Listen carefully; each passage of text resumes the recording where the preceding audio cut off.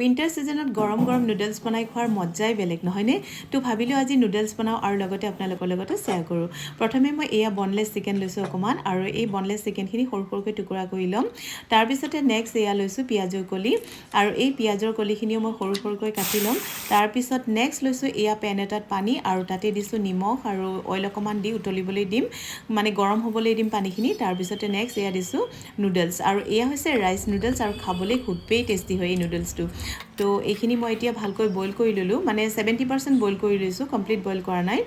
তো এইখিনি বইল হৈ গল তাৰ পিছতে এতিয়া মই নেক্সট পেন এটাত অইল অকমান দি দিছো আৰু এই অইলখিনি দিয়াৰ পিছতে ইয়াতে সৰু সৰুকৈ কাটি ৰখা নহৰু কেইটামান দিলো পিয়াজ আৰু সৰু জলকীয়া কেঁচা জলকীয়া আৰু লগতে এতিয়া দি দিম ইয়াতে কেপচিকাম আৰু এয়া পিয়াজৰ কলি পাত সেইখিনি দি মেলি ভালকৈ ভাজি লম আৰু নিমখ আৰু ব্লেক হোৱাইট পেপাৰো দি দিছো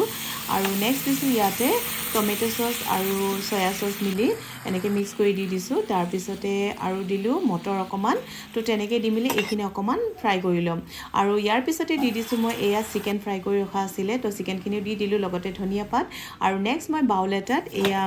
বইল নুডলছখিনি লৈ ললো তাৰ পিছতে ইয়াৰ ওপৰত এই চিকেনখিনি এনেকৈ দি দিলো আৰু সঁচাকৈ কৈছো এনেকৈ বনালে নহয় খাবলৈ ইমান যে জুতি লগা হয় আৰু ঠাণ্ডা বতৰত খুবেই মজা লাগে তো আজিলৈ ভিডিঅ'টি মানে আজিলৈ আহিছো